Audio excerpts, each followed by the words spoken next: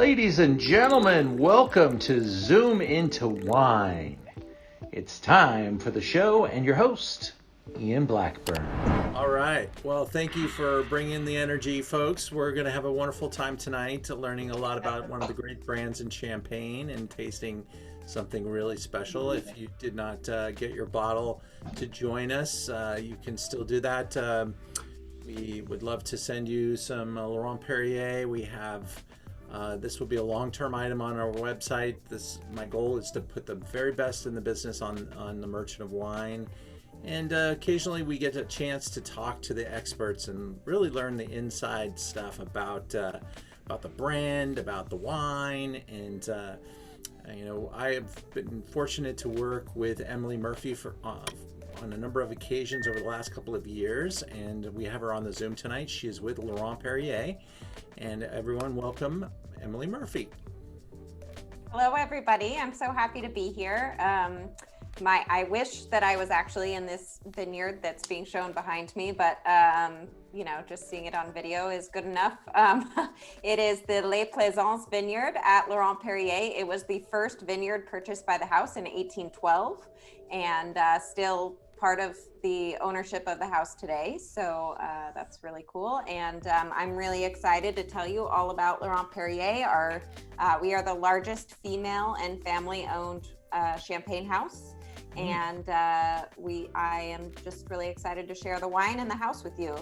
Ian, should I go ahead and share my screen? Well, before you do that, I just want to say two things. First, cheers, everybody. Cheers. I'd like to toast you all and welcome you to our program.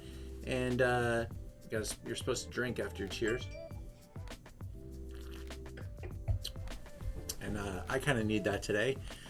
I had a really crazy workout this morning, and I have been jonesing for a glass of wine all day long. I'm so dehydrated. I've drank like a gallon of water, and I need something to quench my thirst. Well, I want to thank you for being here, Emily. And then also, if any of you have any questions of any type, whether it's Vino Nobile de Montepulciano or Flowers Pinot or anything else, put it in the chat box. We'd love to answer any questions that you had along the way. When we're talking about champagne, we believe that pouring small pours and pouring often is a really good idea.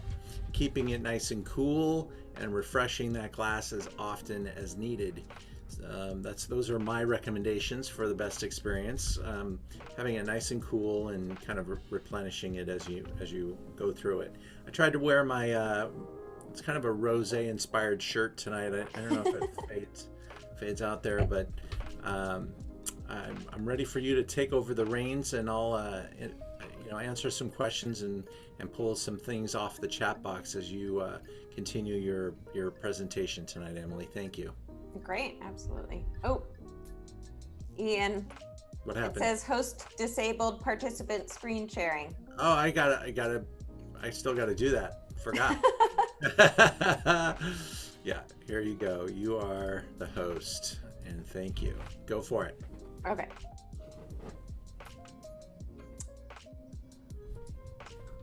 That worked this time? There we go. Yep. All right.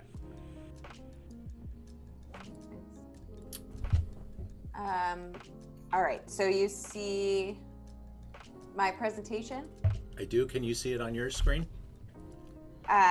Yes. Okay. And another thing, just want to say, there's all types of things that we could be doing here about glassware. Sparkling wine used to be served in the coupe, then it went to a flute, and now most wine pros are drinking either in Pinot Noir glass or some sort of a larger volume glass, because these wines are now dry. You can smell the typicity of the place by having a little bit of volume in the glass.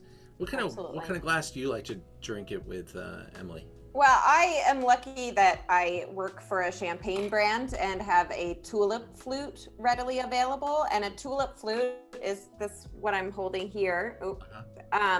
And so it's a flute, so it's still celebratory, but it has a little bit of a wider bowl, so you can still get a lot of the aromatics, which is great. But I love our champagnes out of a white wine glass or a red wine glass because there really are a lot of aromatics to capture. And so I think that that's great.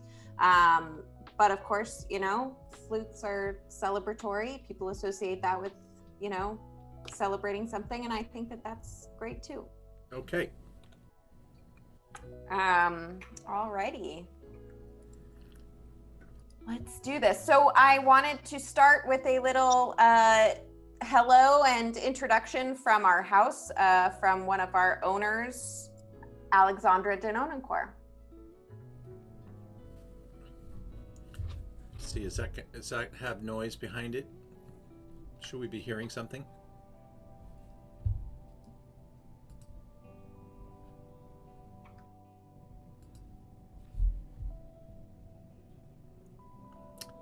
Emily, I don't think I can hear the sound that's coming through there.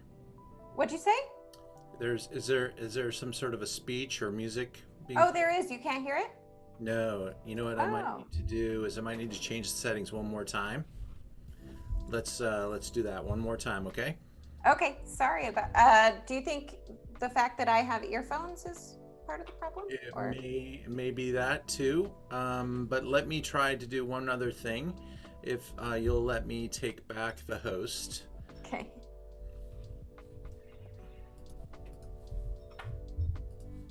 All right. Let's see. Here we go.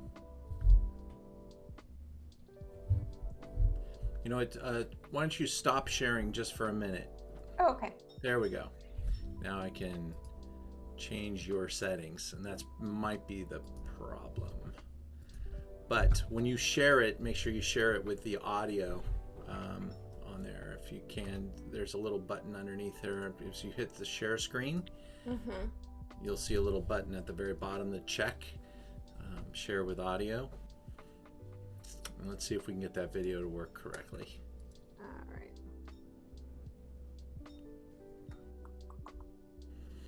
In the meantime, we are getting ready for our Stars of White Wine next week.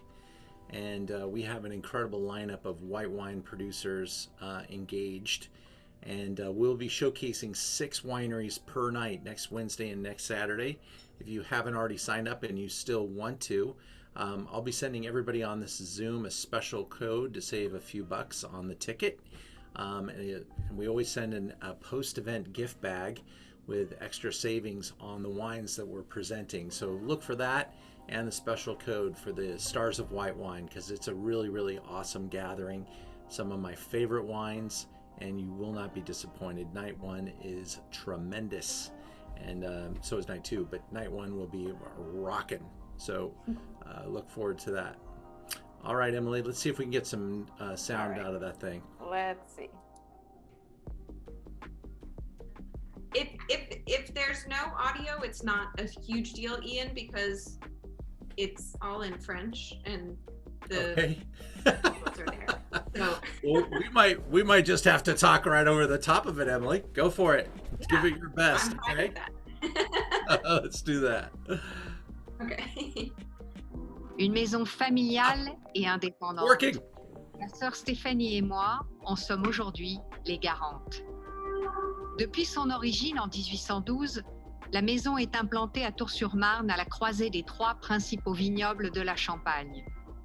Quelques années plus tard, la maison prend le nom de Veuve Laurent Perrier, du nom de son chef de cave et de son épouse.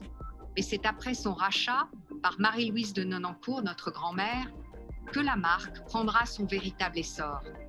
À seulement 28 ans, notre père, Bernard de Nonancourt, prend la direction générale de Laurent Perrier. Sous son impulsion, la maison s'impose comme un véritable innovateur en Champagne.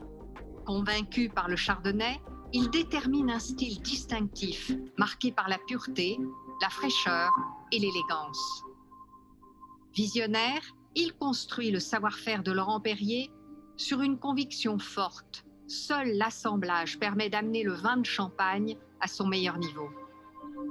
Laurent Perrier est aussi précurseur dans ses techniques de vinification, en faisant le choix très tôt des cuves inox pour conserver la fraîcheur et les arômes primaires du vin. Pionnière, la maison s'impose avec cuvée rosée, un vin élaboré à partir d'une base de macération de pinot noir, un vin d'une grande richesse aromatique autour des fruits rouges frais qui sait garder fraîcheur et élégance. Aujourd'hui, nous avons à cœur, aux côtés de Stéphane Dalliac, de poursuivre et d'intensifier le travail d'innovation pour faire de nos vins les plus grands vins de Champagne où l'art de l'assemblage est au cœur de notre savoir-faire. Beautiful. Now, I understood most of what she just said, and I remember this story about how there are so many widows from Champagne. I have a little theory about this. These women, you know, that they wanted to run the Champagne empire, and they kept killing off their husbands. It's very... My first day with Laurent Perrier, I was in the New York office with our president, Michelle DeFeo, and she was saying, yeah, it was about this at the same time that Veuve Laurent Perrier took over the house. It was very similar to the time that Madame Clicquot took over, and Madame Boulanger, and she said something must have been going on there, and we'll never know, but there's a recipe. Yeah. Mm-hmm. Who knows? But yes, a history of powerful women in Champagne in general, and especially at Laurent Perrier, which is a beautiful thing. And so, as Alexandra said in our video, we are located in Tours-sur-Marne, which is right at the crossroads of the Côte de Blanc, which is, if you can see my pointer here, this area, which is Chardonnay dominant, excuse me. The Montagne de Laurent, which is this area, which is Pinot Noir dominant, and then the Vallée de la Marne, which is this area, which is Pinot Meunier dominant. So we have holdings throughout these three areas, predominantly in the Côte de Blanc and the Montagne de Laurent, and source grapes throughout, and our winery is very conveniently located between them all. So Alexandra touched upon the history a bit in the video, but just to start over, we were founded in 1812 by a cooper, Alphonse Pierlot, and he willed the house to his cellar master in 1881, after which Eugène Laurent's wife, Mathilde Laurent Perrier, took over. And then she sold the house to Marie-Louise de Nonancourt in 1939. She was a member of the Lançon family of Lançon Champagne, but she was a woman and she was the third child, so she was not going to inherit any of the house. So she decided to buy her own champagne house that she would be able to pass on to her sons. Her second son took over the house in 1948, Bernard, and he is really, his kind of nickname was the Prince of Champagne. He was an incredible innovator. He ran the house from 1948 until 2005 and took the house from the 100th largest champagne house to the 5th largest. So really an incredible character in the story of Champagne. He also was a World War II hero. There's a fantastic book called Wine and War, written by Don and P.D. Kladstrup, and they talk about his role in World War II. He discovered and saved all the goods that were in Hitler's eagle's nest, and had many other acts of heroism, which were very interesting. So anyway, he took over the house, and he really wanted to give the house a very unique and particular style. He wanted to take champagne from a sweet beverage, which is what it was at the time, to a beverage that you could have throughout the meal, and especially as an aperitif. And so he really wanted to create a beverage that was very refreshing and bright and vibrant. And so that was the house style that he was going after. So he got rid of oak in his winery. He went to 100% stainless steel, and he was the first house to do so. And then he created the first non-vintage rosé in Champagne. He created the first multi-vintage prestige cuvée, which is called Grand Siècle, which maybe we can have a Zoom about during the holiday time. And then he also created the first non-dosage, which means no sugar added champagne. He really did a lot of things to innovate, and it was all after this focus of having a champagne that was very fresh and vibrant and finessed. Well, let's talk about that for a second. You know, the time that he took over, what was that, 1948, right? Mm-hmm. And so it's the end of, or kind of still World War II. Mm-hmm. And basically the biggest customers for the champagne market up until that moment were the Germans and the Russians. Yes. And they were not going to be the biggest customers going forward. No. And so the champagne industry really had to retool. And there was this, you know, drier style that they made for the brutes of England. Mm-hmm. And that dry style really became the steering, you know, of all the houses after World War II. And so, you know, in the totality of things, champagne is still, you know, a fairly newly discovered beverage. But when you go back over history, there's so many points that champagne has continued to, you know, address the market and pivot. And it's been really an amazing ride. There's history going back to the 1400s talking about how good the wines in Champagne are. Yeah. But these wines were not bubbly until pretty much the 1800s. The bottle just couldn't hold the pressure, and so all those innovations had to come. But they were making dry wines, whites and reds, and they were quite well regarded. But there was a king that said that the best red wines are coming from Burgundy, and it was probably that moment that the Champenois said, hey, we probably need to figure out something else to become more relevant. Yes.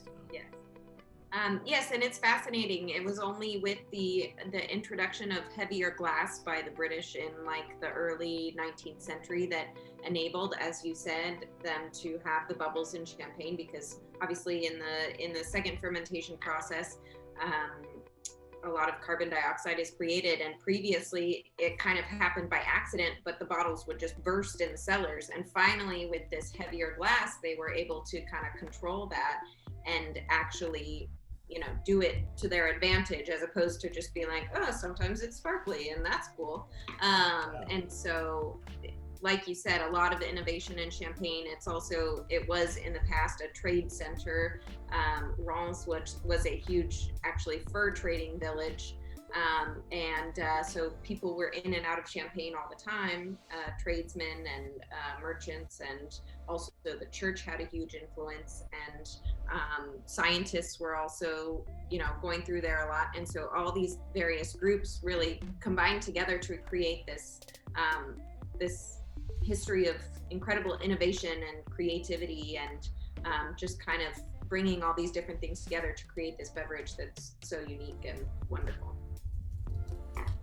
Excellent. Let's taste some wine with the group, Emily, and get into what's happening in the glass for a second. Absolutely. Fire away. Let's take off the PowerPoint for just a minute. We'll come back. Okay. And we'll talk about this nose and what you guys are seeing.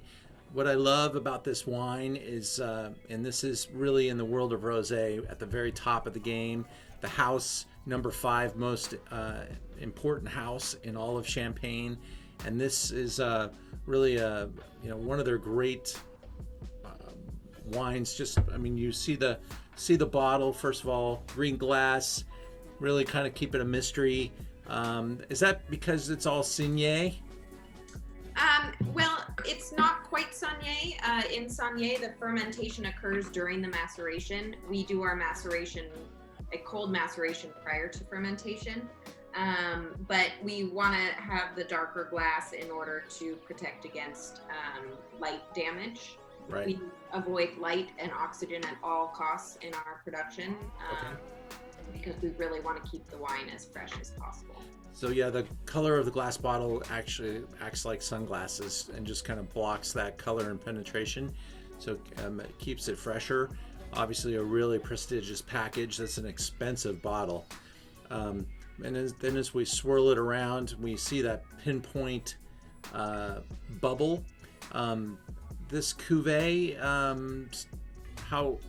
what's the span of time that this cuvee, is? So this wine is 100% Grand Cru Pinot Noir. It macerates for 2 to 3 days on the skins. Then it's fermented, which takes a couple weeks. And then the base wine blend is produced. And then it ages on the lees for 5 years, at least 5 years. And that's in bottle, and then they disgorge, and the time it takes to get to us. So some nice maturation. Every bottle's a little different. This was disgorged in the third quarter of 2019. So it's probably the base vintage is 2013. 13, 15, maybe. I guess it couldn't have any 15. 13 would be 5 years, right? So, and it's probably a blend of multiple vintages. Yeah, so we're about 70% of the vintage and then 30% reserve wines. Reserve wine, okay. And so the older reserve wine really adds the richness. These wines are extremely acidic, obviously, and take a good long time to come around in the glass. And one of the notes that you're always going to smell in a great champagne is that time on the lees, the time on the yeast, basically, and that breaking down of the yeast. The term is autolytic, and the smell of that little bit of toast there, that little leesy note. And that's something that champagne kind of owns. There's other sparkling wines in the world that have a good long time on them, and they can develop that kind of brioche texture and note in the nose. But champagne is, part of the formula is time, whereas other regions, say Prosecco, say Cava, say, inexpensive California sparkling wine, doesn't have the time to develop these advanced autolytic type of characters. So give that a smell, and smell for a little bit of toast, and smell for that really pretty Pinot Noir character. It's the smell of those red fruits, this fresh strawberry. Yes, what I love about our rosé is a lot of champagne rosés kind of they smell a lot like just a regular champagne, and they just happen to be a little bit pink. But because we do this maceration technique, which I'll get into a little bit later, ours is 100% Pinot Noir. It is a true rosé of Pinot Noir, and it is very Burgundian in its flavors. It's very purely Pinot Noir, very expressive. A lot of red fruit, rose petals, a little bit of herbaceousness, and then of course the autolytic character that you were talking about from the aging on lees. And you can't help but smell that chalky soil that is why champagne is what it is. Champagne literally grows in this soil that has incredible drainage and almost zero nutrients. And so these vines are very stressed and grow these really,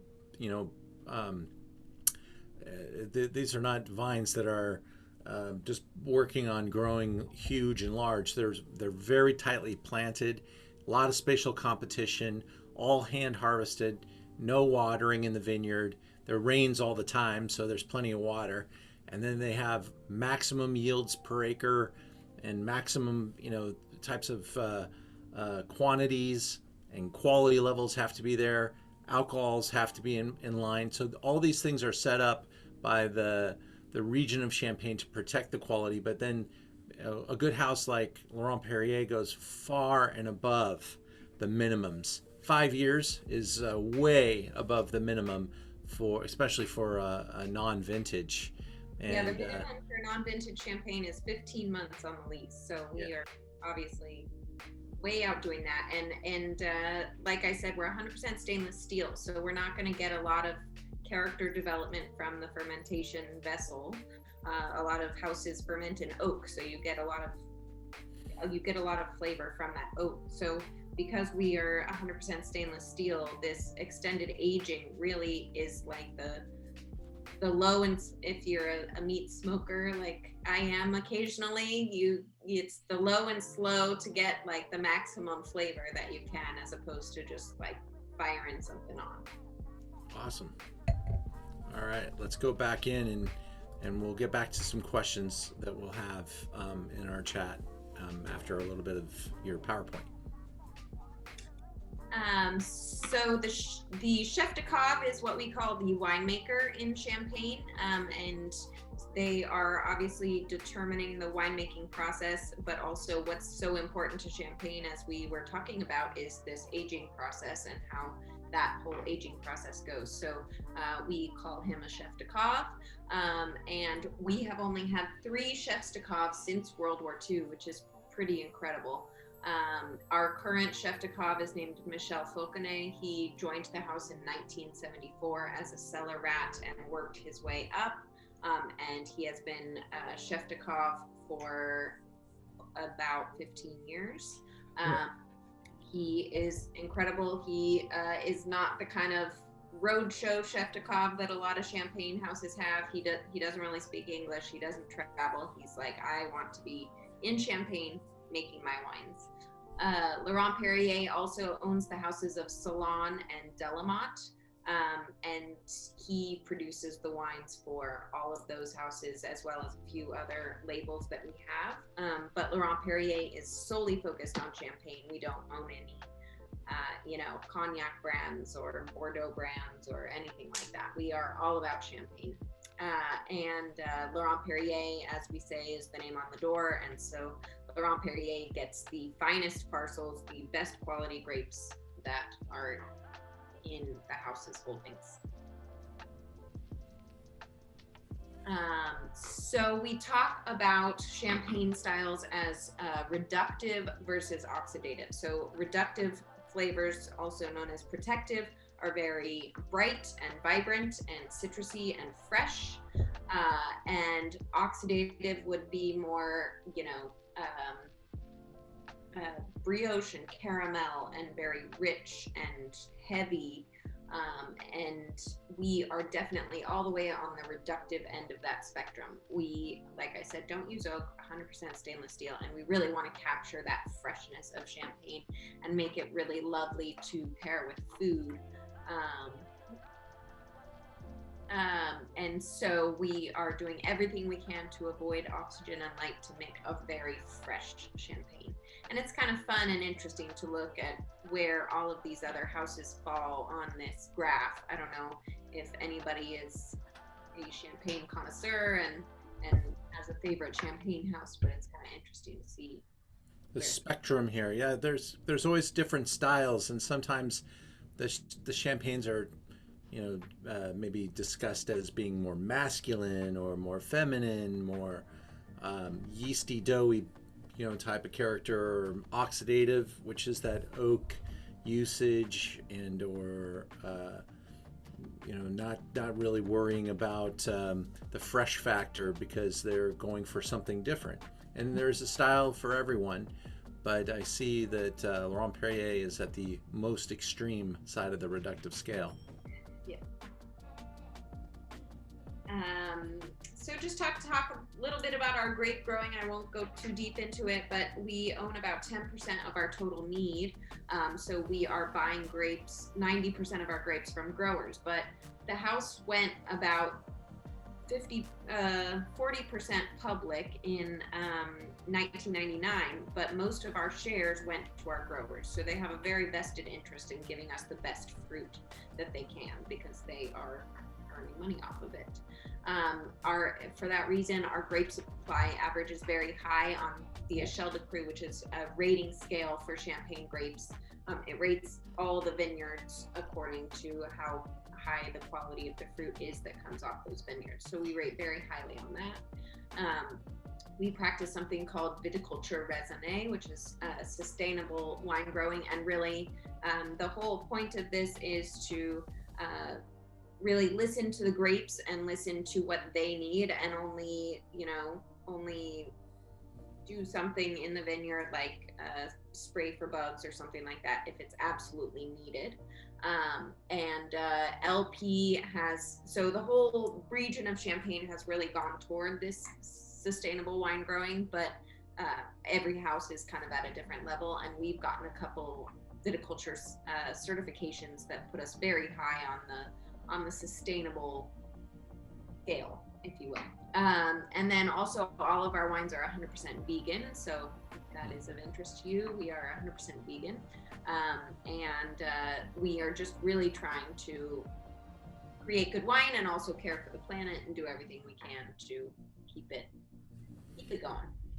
And that's the amazing part about Champagne. Champagne is actually leading the world in this effort of reducing their footprint. Being as a region, they have a goal of being 100% sustainable as a region, and that's in the most northern growing region in all of France. So that's very ambitious. Yes, and by like I think the year is 2030, they want to be 100% sustainable, 100% carbon neutral. Already 100% of the water used in production is recycled. So they're really doing excellent things for sustainability. Amazing.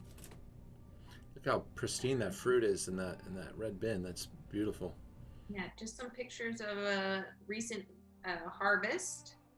As you can see, the grape clusters are very small. So in Champagne, the average grape cluster weighs 3 to 5 ounces. So it's really quite small. It's like smaller than a good piece of steak. So it takes a lot of grapes to make a bottle of champagne. In fact, I looked up how many grapes takes a bottle of champagne, and I'd love to hear somebody's guess at how many grapes are in one bottle.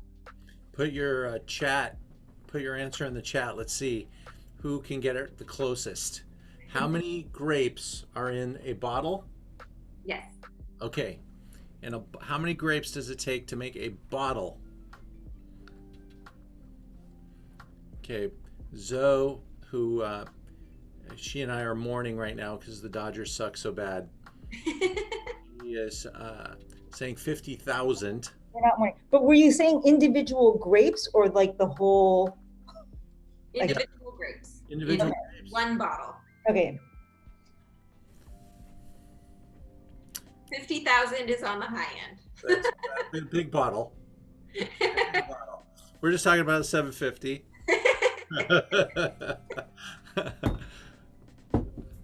All right, so we got 1,000, 7,000, 300. There's guesses all over the place. All right, lay it on us. What is the answer, Emily? The answer is 400 grapes in a bottle of champagne. Ooh! Someone said 300. You were pretty close. I was pretty close. Who was that? That was Lisa. Good job, Lisa. Good job, Lisa.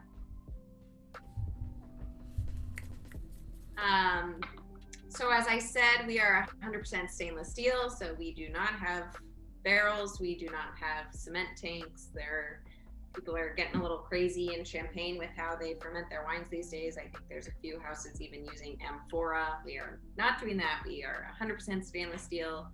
We ferment at each and every plot of vineyard separately, so that we can, and each grape separately, so that we can have as many options as possible when we are going to blend the wines. That's called a Vin Clair tasting. So what they do is they line up, little vials of every single plot of champagne or every single plot of vineyard, and then every grape. So the 3 primary grapes of Champagne are Pinot Noir, Chardonnay, and Pinot Meunier. They line up all these little vials and they taste them all, and they figure out which parcels are going to be used in which wines. And then they make a base wine blend, and then that goes into the bottle, and then that's they put a little crown cap, which is like a beer cap, on the bottle, and the second fermentation occurs, which is what brings the bubbles to champagne. So that's what makes champagne so unique and different, is this primary fermentation and secondary fermentation, and this huge importance of blending that goes into the wines. Yeah, on a scale of efficient to non-efficient, the production of champagne is pretty inefficient. Yes, I would agree. It's a lot of work, man. You're talking about making it one bottle at a time. Yes. Yes, and then you put them in the cellars, and then somebody has to go around and individually turn each and every bottle about every few months, and carpal tunnel disaster. Yeah. Literally, their job is to turn the bottles, and it's just a little turn, and yeah, you think you got carpal tunnel? Woo. There they are. There he is, turning the bottles. And they're known as the Riddlers. Caves underneath our winery, and they are a very cool temperature. It's all chalk. I would say the temperature is around 45-50 degrees. So even, in the heat of summer, it stays very cool downstairs, and the bottles just age there happily for a while, being slowly turned by our Riddler friend here. So the rosé, we've talked a little bit about the production so far. It's 100% Pinot Noir, which is very rare in Champagne. Usually it will be a blend of the 3 Champagne grapes, Chardonnay, Pinot Noir, Pinot Meunier. They'll produce a white Champagne, and then they'll just add a little bit of still red wine at the end. We produce very differently. We pick all of the grapes. We take them to our press houses. We cold macerate them, which means we stick all the grapes in a big tank with the juice there as well, and the juice sits on the grape skins, which is what gives wine color, for 2 to 3 days. We're not going for a particular color with our rosé, we're going for a particular fragrance. So once we find that all of those berry notes and beautiful floral notes are achieved, we will take that juice off the skins, and then we start the primary fermentation, and then the blending, and then it's aged over 5 years on the lees. So this, again, is a perfect expression of Champagne Pinot Noir, very pure. Grand Cru is only like the top 3% of vintages in Champagne, and ours comes from 100% Grand Cru villages, which are, two of them are Bouzy, Louvois, Ambonnet, and some of them are north facing, some of them are south facing. They all have different exposures, different things that they bring to the blend, but very high quality vineyards. And you were talking about the bottle earlier, Ian, and it is, everything that's done in our house has kind of a historical source that we've come from. And so this bottle is actually a 16th century Champagne bottle, and it even has, at that time, all the bottles were hand blown, so it even has on the neck of the bottle, the camera doesn't want to capture it, but on the neck of the bottle there's like a slant, and that's where the hand blown bottle, the blowing stick, which I don't know the name of, would have come up with. Glass blower. At that time, they didn't have labels, and so this little emblem here, the LP emblem, is the only way you would have known which producer made the wine, and so we still include that on the bottle as well. Excellent. I want to show a picture. Can you can you take away the PowerPoint real quick? I found this picture. Well, I might need to take the host thing. I remember it was right before everything shut down. I did a presentation at the Getty on the history of Champagne, and I learned a lot about how Champagne, basically Paris had been rebuilt. The Haussmann period is, I guess, what it was called, and there were all these artists and stuff living there, and they were really kind of drinking all day, and champagne was kind of the drink of choice during the day, absinthe at night, by the way. But they pulled together this incredible set of photos, and one of the things that we talked about earlier was the champagne bottle would explode because the glass was too fragile, and so the workers had to wear masks like this at work to protect their face from the exploding champagne bottles. Oh, wow. Yeah, That's amazing. isn't that cool? I thought that look how fancy she's all dressed up and stuff too, but she's still wearing that. That looks like something you'd wear to go, fencing or something. But Yeah, exactly. I thought it was a great photo to show that off. So You used our Ultra Brute for that. I sure did. Yeah, that was a big hit. First no sugar added champagne. Yeah, and that was a fun thing. Categorically, Ultra Brute, zero dose, right? Yep. Cool. Well, I'll give you the screen back, and you can continue with your PowerPoint. Alrighty.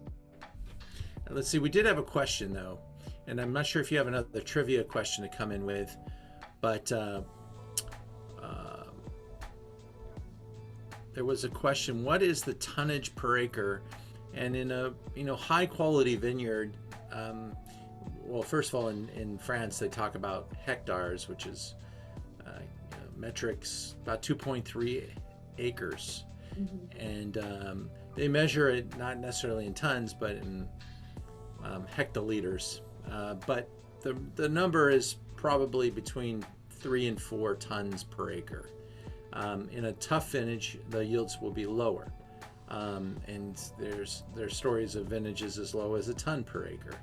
But to protect quality, you don't want high amount of fruit per vine, and so they know how many vines there are, and they know if there's 1 or 2 clusters per vine, what the math should be, and so they set limits on how much juice they can grow or get per acre, and those limits are there to protect the quality. And Lisa, you asked about Ruinart. When you were showing that chart, right, Ruinart was not on there. Yeah, they actually are quite close to LP on the more reductive end of the spectrum. Oh, interesting. Okay. Thanks.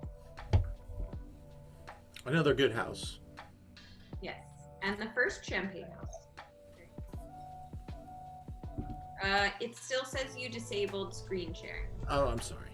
I'm selfish that way. So I'll make you the host again.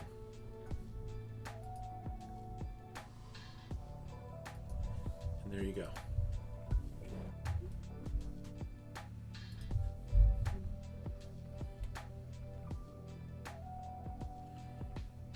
Did you have another trivia question for the chat box? I do have another trivia question, in fact. So I don't know if you all are familiar with the various bottle sizes. This is also obviously just a standard 750 milliliter. Double standard bottle is called a magnum, and then you have Jeroboams and Balthazars and various things. And so I was curious if anybody knows how many bottles are in a Nebuchadnezzar. Fingers are going wild on Google asking the question. I can hear them from here.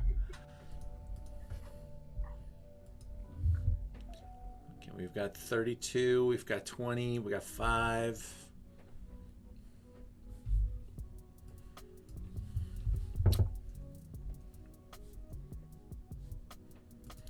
I pull these charts out all the time to kind of refresh my memory. I know. I mean, there's so many crazy names. They're all named after biblical characters, and Do you know the answer, Ian? no. Why don't you tell us? So it is, whoever guessed 20, you were right. Nailed it, though. Good job. So I talked about our maceration process already. I don't think we need to stay on this slide for too long, but as I was saying earlier, you mentioned Saunier, and most champagne rosés are made in either a Saunier method or by adding still red wine at the end. We're a little bit different from Saunier because we do that maceration prior to fermentation so that the flavors will remain very fresh, whereas Saunier, the juice is staying on the skins during the maceration, during the fermentation, which is kind of a warmer process. And so the grapes get a little, so the flavors get a little more baked, if you will, a little softer, and we really want to preserve that freshness and brightness. Fascinating. How do you induce the color to come out? Just through hard press, or? Yeah, so I mean, like I said, we're going for a particular fragrance as opposed to a particular color. And in fact, as over the time that I've sold Laurent Perrier, which has been about 5 years, the color variation is kind of amazing. And you always think, oh, it's not going to have that bright fragrance if the color is more pale, but it always does. They're really just, and it's going to be a vintage variation kind of thing, where the grapes give that ideal fragrance and then they pull it off the maceration as quickly as they can. Got it. So this is the Laurent Perrier range. I don't know if anybody has any questions about our cuvées or is familiar with them, has a favorite. I'd love to hear. As Alexandra said in our video, they are, for the most part, predominantly Chardonnay, but if we're going to do a rosé, we are going to go full on rosé and do 100% Pinot Noir. And then our other rosé, which is called Alexandra, is a vintage rosé. Oh. It's fascinating because it's only produced in years where the Pinot Noir and the Chardonnay ripen simultaneously, which never happens. It's only happened 7 times since 1982. So we've only had 7 releases of this wine. Our current release is 2004. That one is 80% Pinot Noir, 20% Chardonnay, and they are fermented together, which is also unheard of in Champagne. If you know any other co-ferment champagnes, let me know. It's pretty rare. It is. But it's a phenomenal wine if you'd ever like to splurge. It's quite cute. Wow. And the blue label is that Ultra Brut that I was talking about earlier. No dosage. Just really laser precise. What is the the Blanc de Blanc? That's 100% Chardonnay. Yeah, so that's new, launched late 2019. So we have the 100% Chardonnay Brut Nature, which is non-dosage, and then we have Ultra Brut, which is 55% Chardonnay, 45% Pinot Noir. So just in slightly different profiles on the non-dosage. Very cool. And then Grand Siècle, which is this black label here, is our prestige cuvée, which is kind of our highest bottling, what we use as kind of the showpiece of the house.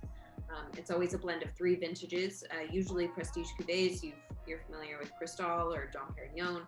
They are vintage cuvées, but Bernard de Nonancourt, who I was talking about earlier, he really felt like what makes Champagne so wonderful is this art of blending and creating, combining multiple years and creating something greater than the sum of its parts. So our prestige cuvée is a blend of 3 vintages, and it's quite phenomenal. Aged over 11 years on the lees.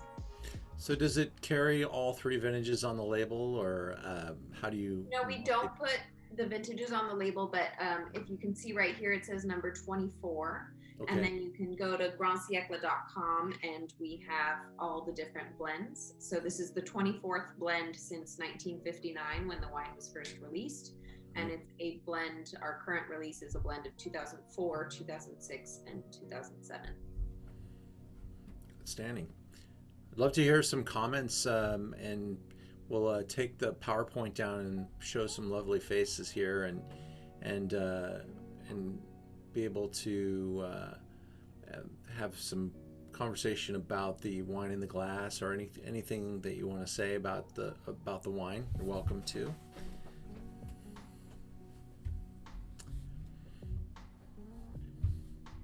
So how are you doing? I'm doing great right now. Cool. Because the Dodgers are 8-0. I'm not drinking the champagne tonight because I'm just by myself, and I didn't think I could finish the bottle by myself, but now I'm regretting not opening it, and I probably will open it. So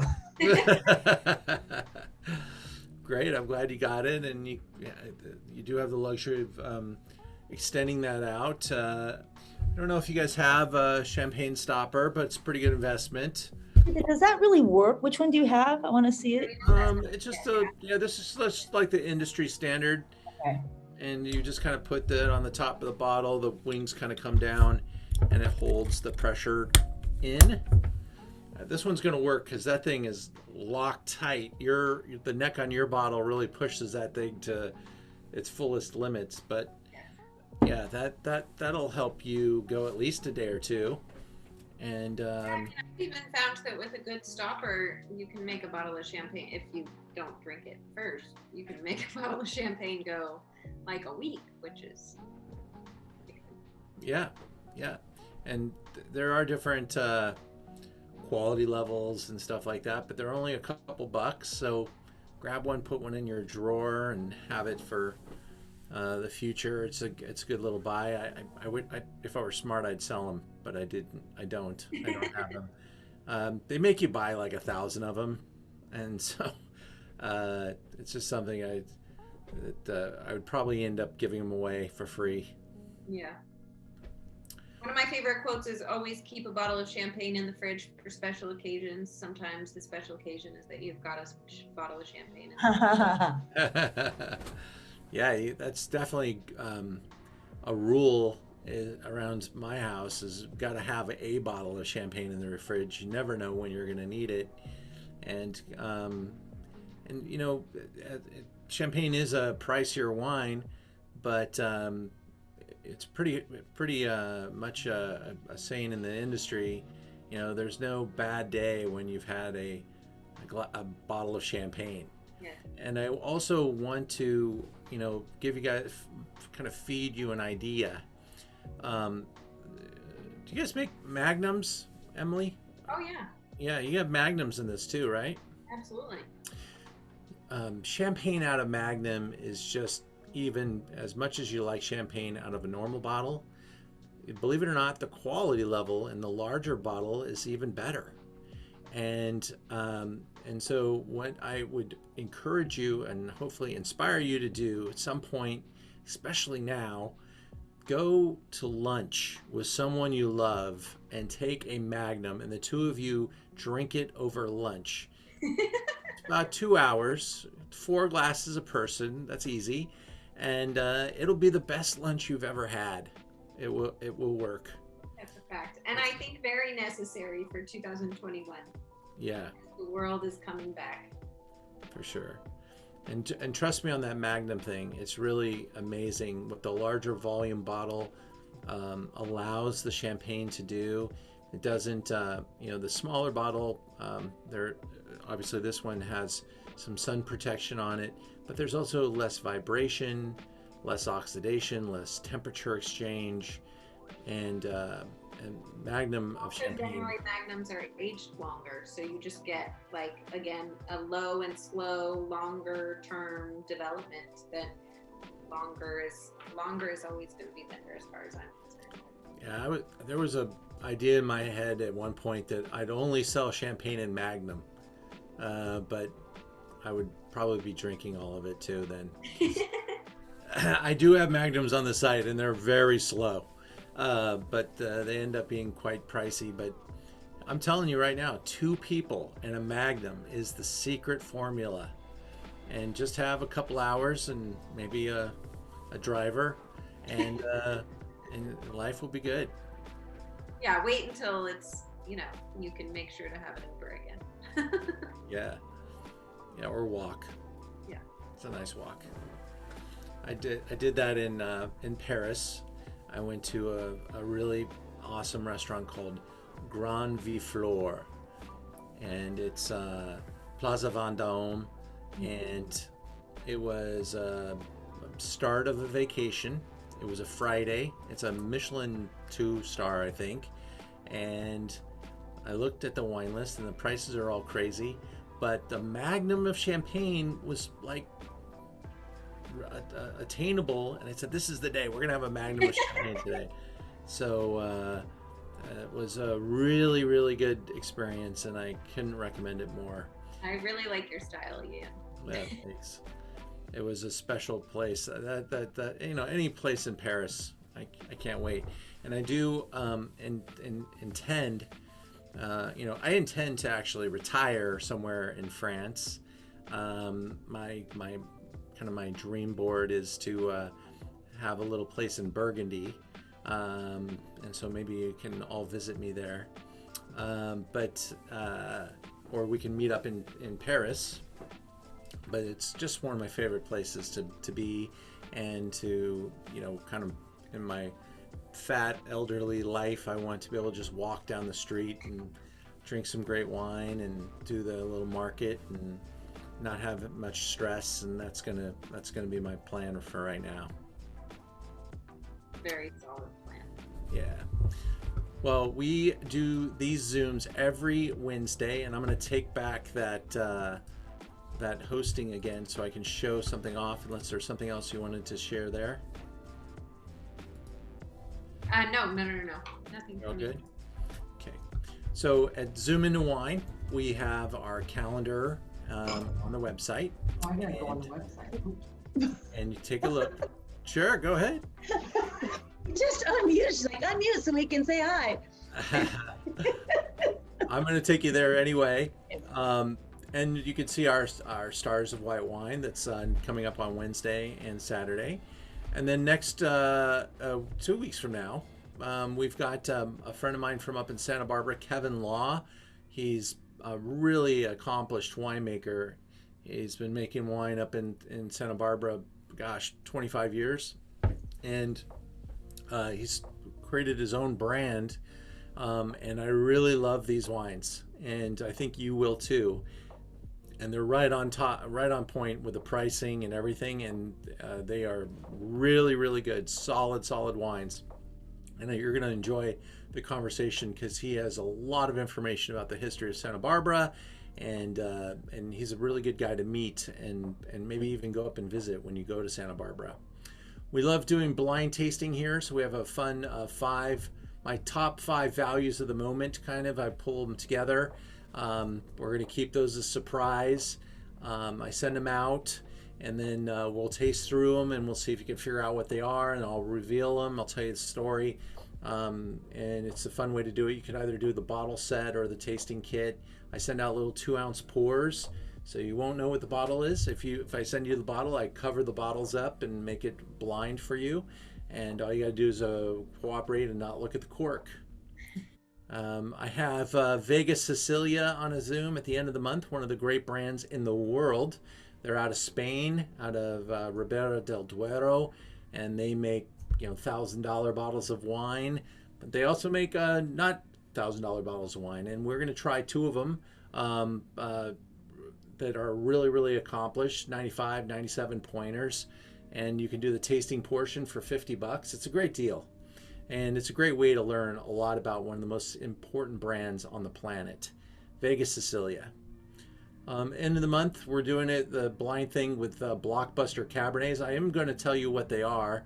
As the event gets closer, you'll know what the 3 are. One of them is going to be from Realm, and they're really, really top-end, high-end wines. You can buy the tasting kit, or you can buy the bottle kit, and we'll taste them and argue which one is the winner of the night as we taste them blind, and then we'll reveal. And then next month we've got the Stars of Rosé, and we're just about to announce that. We sell all of our Stars events through the Learn About Wine website, so be on the lookout. This is just about ready for prime time. We're announcing the brands, and you'll be able to take a look at what we've got on the rosé lineup, but it's a world of rosé out there, and we've got some of the best in the business on this Zoom. So I hope you guys will join us for that as well. It's really fun to do the Stars events. 6 winemakers from all different parts of the world talking about their different wines, and we'll do that with the white wines next week and rosé next month. So thank you guys for being a part of our community tonight. We really love showing you guys off, and I hope you had a really good time. Taste some good wine. Got the rest of the bottle to enjoy with your Netflix of choice. And I just watched what was it? I think it's called The Sound of Metal. Did you guys watch that? A powerful flick and about a heavy metal drummer who goes deaf and his journey into the silence. And it's kind of it's really well made. It's the best movie I've seen all year. It's the first new flick I've seen, actually. Ian, what was the name of that movie? Sorry. I think it's called The Sound of Metal. Yes. Yeah? Yeah, great movie. Yeah, really cool. I'm not all that current on my film, so I watched it last night. I'd recommend it. You can pick that up on your Apple TV or whatever it is that you have. But I thank you guys for joining us tonight. And please, if you have any questions about wine, send me an email. Merchant of Wine has got some awesome stuff. We've got even a little box of wine that if you want to just explore wine, it's about $120. We'll send a box of assorted wines to your house. You can take a look at the website. The value of that box will be over $200, and that's just something we do every day. Every box is different, and I just plug in different great things in there. I buy library wines from individuals, so all of a sudden you open up the box and there's a 2007 Napa Valley Cabernet, $125 in that box that you just paid $120 for. So I like doing that kind of stuff and have people freak out. It takes a lot of effort to put one bottle on the website, so it's also a good way to move those through. And so check out the variety box and talk to anybody that's got one. They're getting pretty amazing. Thank you for clarifying box of wine for us, because I was a little nervous at first. Yeah, no, it's a box of 12 bottles. Yeah. So check out the Merchant Wine website. You'll see that the assorted boxes. All right, everybody. Have a good night, and thank you so much. Thank you. Thank you, Emily. Pleasure. Thank you, guys. Yeah, thanks, Emily. It was great. Oh, look for the gift email. We got a special price on Laurent Perrier for everybody on this Zoom tonight. Oh. Here it comes. Bye now. Good Thank night. you.